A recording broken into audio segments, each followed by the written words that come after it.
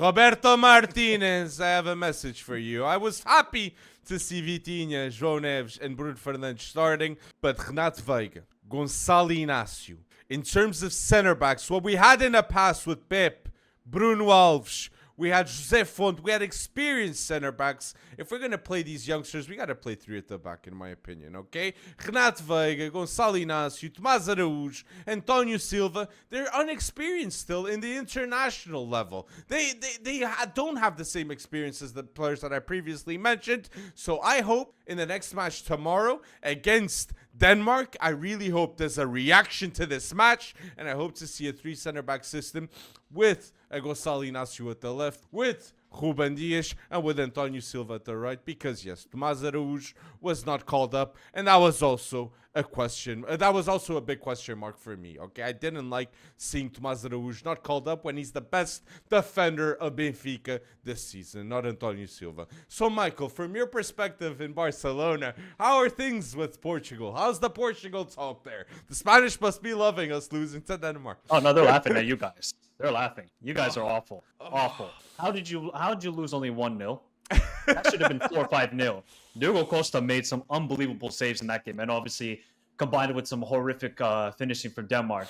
I mean, this is Roberto Martinez. He's just there to destroy golden generations. He destroyed the Belgium golden generation. He didn't get them over the line. He will do the same thing with Portugal. You have so many good players, from Rafael Leao to Vitinha, João Neves, Nuno Mendes. I say these names, but I look at the manager and I'm saying, no. You know what's the problem for you guys? You play way too slow. Way too slow. It's just like you're trying to score the perfect goal, whereas you should be direct. Look at Denmark. Look at Germany. God, these teams are so direct. Spain. But it's like Portugal, like, oh, let's just play the passive football. We don't want to take any risks. But when you lose the ball, especially against Denmark, Denmark were just going forward with Bjerre, Isaksen, and the sort of young players that they have, which are really good.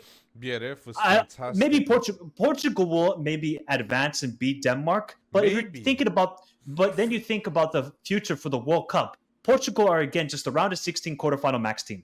This team should be one of the favorites for the World Cup. But when I see them on paper, or when I see them on the field, it's a quarterfinal max team. That's because on paper, you guys are one of the favorites. Like, on paper, Portugal has the best midfield in international football, in my opinion. But when I see them play with this team, obviously, I can't say that. Bruno, Cristiano, Vitinha, there's a lot of times they're in the same place at the wrong time. Like Cristiano Ronaldo, and I'm not going to putting blame here nonstop to Cristiano Ronaldo, but Roberto Martinez, how don't you have Gonçalo Ramos or Diogo Jota coming on in this game, okay? We needed more intensity. Clearly, and Bruno Fernandes and Bernardo Silva must be held accountable, because this is their prime. This is where I expect to see them carry not just Cristiano Ronaldo, but the youngsters like Giovanni Kenda that was called up. He has to learn from this winning mentality, the leadership. He has to follow examples,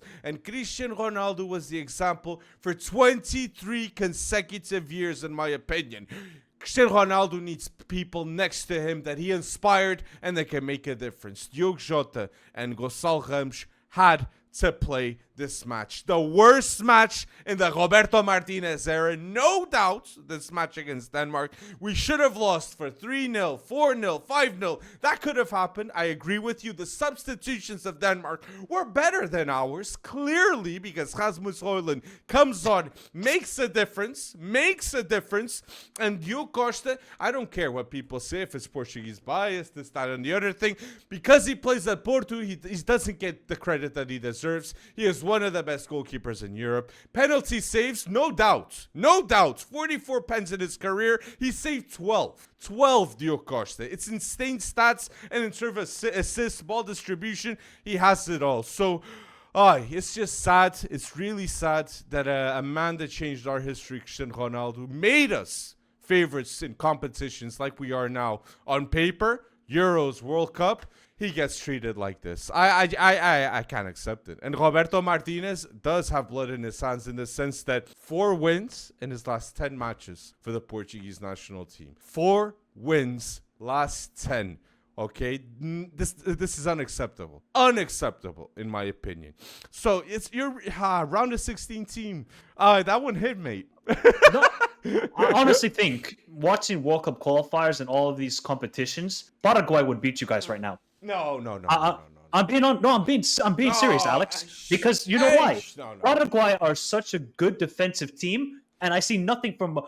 You know what's the thing for Portugal? They play too safe. They don't want to take any risks going forward. They don't want to play any through balls in behind to Rafael Leao. Neto, I'm sorry, Neto is not good enough. Pedro Neto is. I don't think he's good enough. I think Pedro Neto is a good role player, okay? But Yes, I off the don't think bench. for Chelsea, he will be the starter long-term. When you have Estevão coming through, Kendry Paes, Giovanni Guinda long-term. But look, in terms of like you saying Portugal wouldn't beat Paraguay, I just think they were complacent before this match against Denmark. I think they were an autopilot. Wait, Alex. I think they were autopilot. We didn't see anything at the Euros either, though. What did we see inspiring football from Portugal at the Euros? They Against Turkey. Turkey imploded in that game. It was basically 2 gifted goals from Turkey because they were just fumbling the bag that day. Did we see anything against Czech Republic? No. Georgia, you lost. You went to penalties against Slovenia and should have lost the game because Šeško missed that 101. Have we actually seen anything from Roberto Martinez with Portugal? No, we haven't.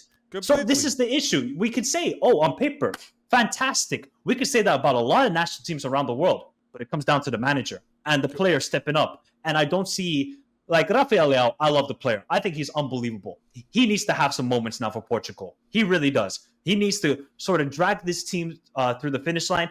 I think Bruno has done good moments for Portugal, and maybe he can have one off game. But it's really down to, if he sticks with Cristiano Ronaldo up top, you live and die by it, Roberto Martinez.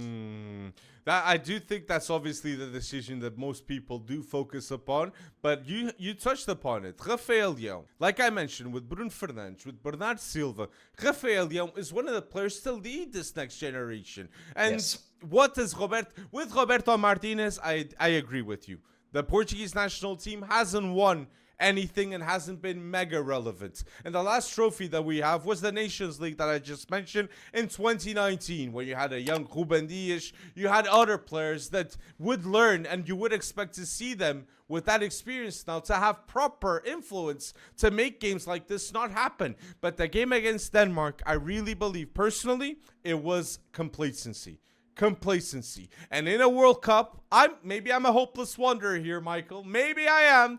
But I think Vitinha, João Neves, Giovanni Guinda, I think will grow to that position. I think Ruben Dias, Nuno Mendes, these are players that, as we see, they're growing as players. Vitinha wasn't playing the way that he is 2-3 years ago, okay? Replacing now Verratti at PSG. Nuno Mendes, I was joked upon, okay, in the last Euros, in the last World Cup, to say Nuno Mendes was one of the best left backs on paper and on the pitch. People are like, Nuno Mendes, what the hell? No, that can't be the case. Now he's 22. And if we do a team of the Euros, a team of the Nations League, more likely yes than no, he's going to be in the top 3 names. So I see growth. I see betterness. But Roberto Martinez has to be held accountable. And now I've got a question mark with Roberto Martinez too. I really did. And I was hopeless. I was very hopeful that Roberto Martinez would make a difference here with possession type football. But I'm currently more leaning towards the side that Roberto Martinez, like you said, with the golden generation of Belgium, he didn't succeed. I'm leaning to the point that maybe with our golden generation that is coming through, maybe we also won't succeed too with Roberto Martinez. So we have to change. So if you're saying this to me, you obviously have a name that you would like to see with Portugal, no? To replace Roberto Martinez, Michael. Replace Martinez. I mean, I'm a sucker. Jose Mourinho. I'm sorry. What do you want me to do, man? I want to see Mourinho at a World Cup. I think it would be fantastic. I just don't know. I just want to see Mourinho, World Cup. And if he can somehow win a World Cup with Portugal, legacy defining for him. Legacy defining. But facts. I don't think that move is going to happen. The 2 managers that if Roberto Martinez leaves, they're going to be talked mega to replace him will be Jorge Jesus and Jose Mourinho completely. Jorge Jorge Jesus. Jesus answer Wow. like he would leave Al Hilal to go to the Portuguese national team. I'm convinced that he would do that because he's also aging as a person, and you get to a point that you're thinking this way. Last opportunity. Exactly, it's the moment. So I think it's convincible, but still, Do you it's think? sad. So It's do you sad that think I'm talking if this. Portugal lose to Denmark, do you think there's real questions that he could get sacked? Yes, 100%. There are questions that Wow. here in Portugal, Portuguese people, there are already questions, okay, with this game against Denmark. And it's not because the way we played, it's the substitutions. It's the substitutions. Why haven't we seen Diogo Jota coming through earlier? If Rafael Leo's not scoring a goal, if Cristiano Ronaldo is having a bad game, we must at least have Gonçalo Ramos on the bench. He's literally said to Gonçalo Ramos, you don't need to be on the bench. And that's a mega mistake. Mega mistake. And then with Giovanni Kenda, a lot of people here in Portugal watch, obviously, Sporting. If you're a Benfica, Porto fan, you got to watch the rivals. And they appreciate Giovanni Kenda. Giovanni Kenda is perceived as one of the best Wonderkids that's ever been in our league. That's why Chelsea they paid big for him. And that's why United's seen him as a solution with Ruben Amorim for the right wing-back position. So he has to get minutes. It's ridiculous you're calling up Giovanni Kenda and he's not getting any minutes. So, and this is another thing too. He had 3 center backs that was working out. Then he plays with 4 at the back. It gives tactically, it gives more options. I agree. It could be good, but is it if you only have like 20 to 25 training sessions with this team per year? Okay, if you're going to establish them a routine, a tactic, I think it should be the same as from start, personally, okay? We're not going to play like Spain with 4-3-3, and which suits them, because a strong Barca team means a strong Spanish national team. But Portugal, if we're playing well with 3 at the back, like, please just do that. Please just do that. So I would like to see Diogo Costa, then Gonçalo Inácio, Ruben Dias, and Tomás Araújo, that was not even selected, that is mad to me. Left wing back, Nuno Mendes, one of the best players in that position in the world, no doubts. And then right wing back, give it to Kenda, man.